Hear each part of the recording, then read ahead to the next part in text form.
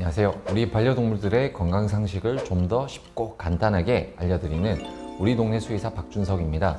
오늘은 제가 오랜만에 고양이 심장병에 대해서 설명을 드리려고 합니다.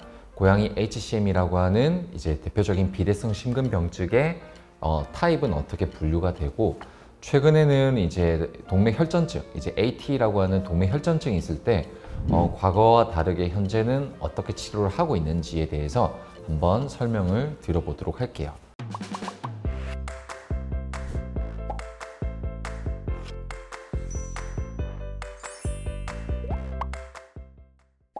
고양이를 키우는 이제 보호자분들이시라고 하면 이제 심장병이 잘 생긴다라는 거는 알고 계실 거예요.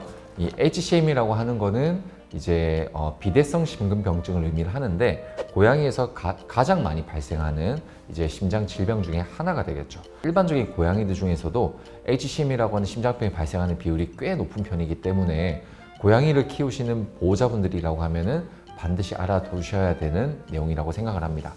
특히 이 HCM은 렉돌, 메인쿤에서는 유전적으로 굉장히 호발할 수 있는 심장병이다 보니까, 특히나 렉돌이나 메인쿤을 키우시는 보호자분들이라고 한다면 더더욱 이 내용을 알아두셔야 돼요.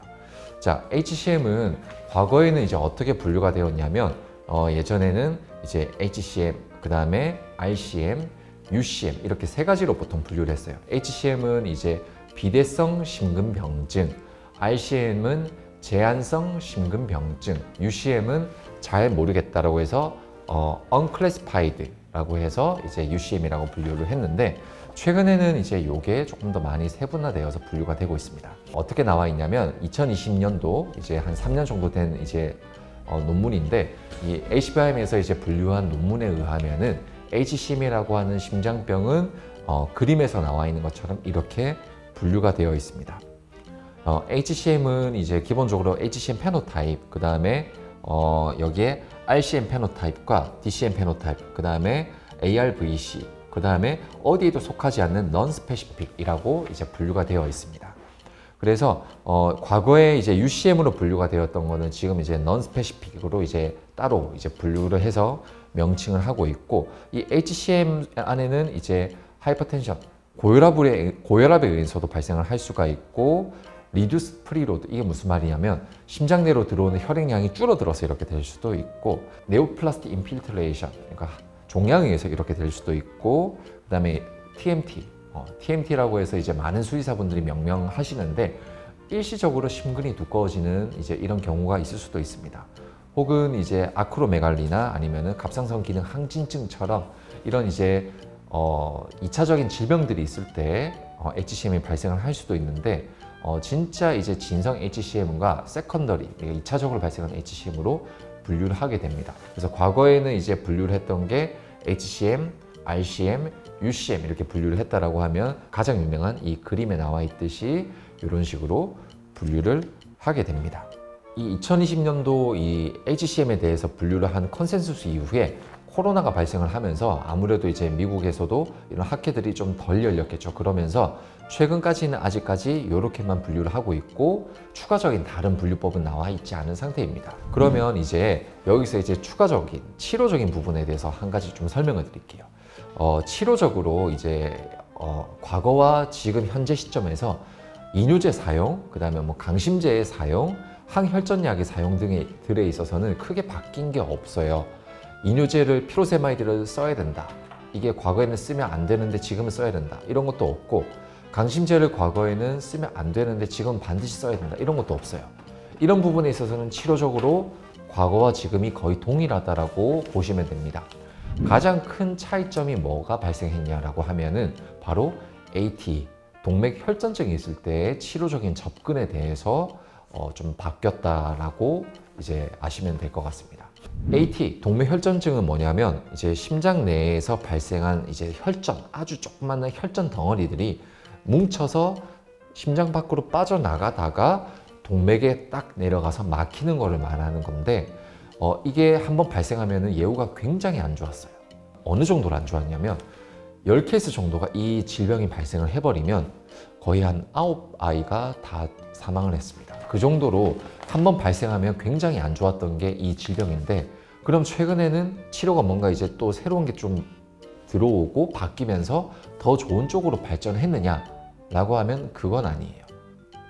뭔가 새로운 신약이 나오고 뭔가 새로운 뭔가 물질이 나오고 그런 건 아니지만 과거에 효과가 있을 거라고 생각을 하고 썼던 약물들이 실제로 이제 많은 데이터가 쌓여 보니 생각보다 효과가 없다. 그래서 지금은 그 치료를 굳이 안 하는 게 더 나을 것 같다라는 게 대표적으로 이제 혈전 용해제 치료입니다.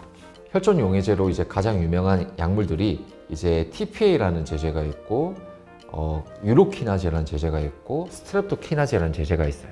과거에는 혈전이 막혔으면 이 제제 중에 최소 한 개는 선택해서 써라가 과거의 이제 치료 방향이었으면 요즘은 이거 써도 효과 없는 것 같다. 굳이 쓰지 말자.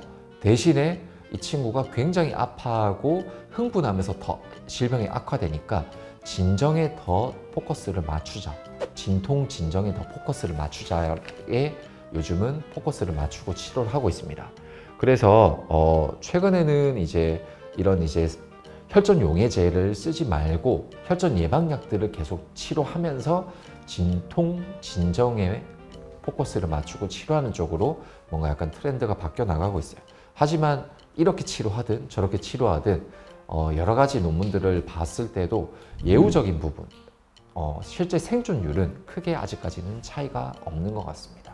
수의학에서는 좀 넘어야 될 산일 것 같은데 아직까지는 넘지 못하고 아직 좀 그 단계에 머물고 있는데 아무래도 이제 조금 더 이제 미래에 뭔가 새로운 약들이 또 나오고 혹은 의학에서 활용하고 있는 약들을 수의 쪽에 접목을 해봤을 때 효과가 괜찮았다라고 하면 그 약들이 보편화되고 이제 대중화가 되면서 조금 더 이런 이제 불치병들이 좀 약간 치료가 되어지지 않을까라고 생각이 듭니다.